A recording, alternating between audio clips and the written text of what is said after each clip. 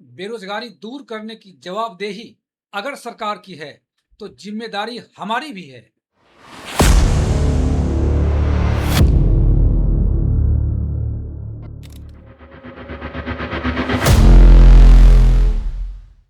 नमस्कार दोस्तों, मैं प्रीतम ऋतु।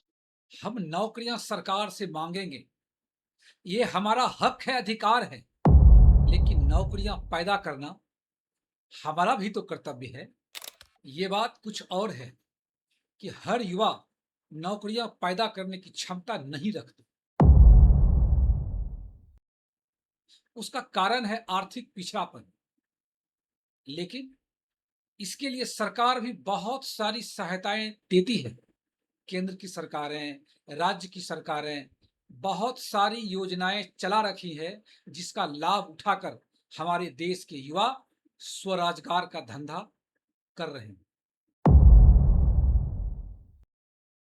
यहाँ एक बहुत बड़ा सवाल है कि जब भी बेरोजगारी की बात आती है तो हम किसको जिम्मेदार मानते हैं?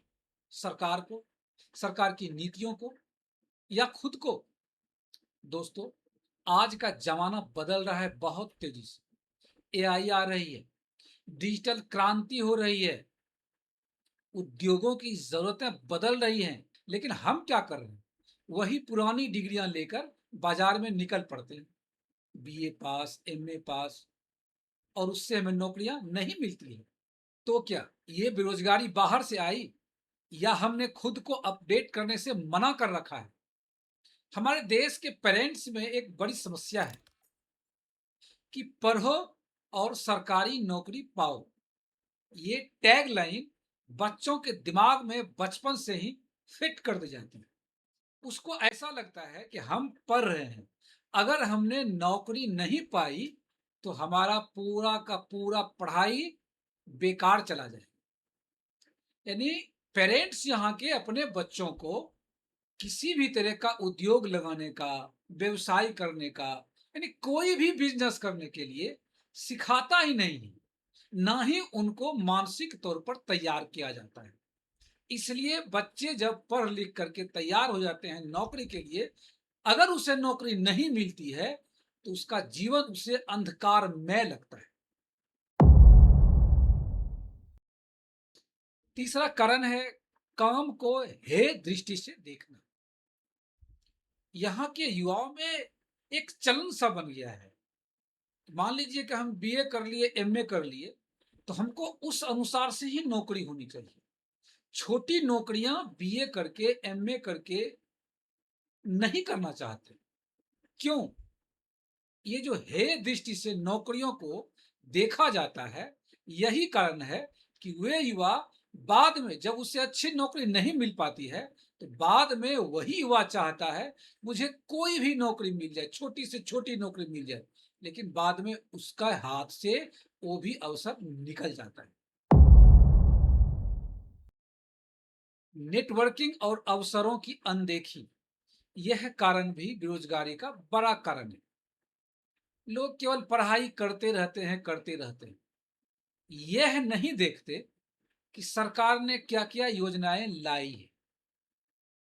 केवल पढ़कर नौकरी ढूंढना ये बहुत बड़ा मुद्दा नहीं है। लोग नौकरी ढूंढते हैं जीविकोपार्जन के लिए। बहुत सारा उद्योग ऐसा है कि आदमी नौकरी से ज्यादा पैसा कमाता है, लेकिन उस ओर छात्रों का ध्यान ही नहीं जाता है, उसकी अनदेखी करता है। सरकार के पोर्टल सर्च नहीं करते, आखिर सरकार क्या क्या लाभ दे रही है। मेरा मतलब यह कदापि नहीं है कि बेरोजगारी की जिम्मेदारी सिर्फ व्यक्ति पर है। हर हाल में बेरोजगारी की जिम्मेदारी सरकार के ऊपर है, क्योंकि सरकार के पास सारा सिस्टम है। आखिर हम सरकार किस लिए चुनते हैं? सरकार हम चुनते हैं हमारी आवश्यकताएं सरकार पूरी कर सके। हाँ, सरकार की नीतियां, शिक्षा व्यवस्था की कमियां, जनसंख्या का दबाव, आर्थिक असमानताएं, इसके लिए ये सारे चीज भी जिम्मेदार हैं। लेकिन ये सबकी जिम्मेवारी सरकार के ऊपर है। हम सरकार को जिम्मेदारियों से मुक्त करना नहीं चाहते, लेकिन हमारी खुद की जिम्मेदारी भी उतनी ही है जितनी सरकार की है। लेकिन हमारे हाथ में भी बहुत कुछ है। स्किल सीखना, उद्योग धंधे को अपनाना, मानसिकता बदलना।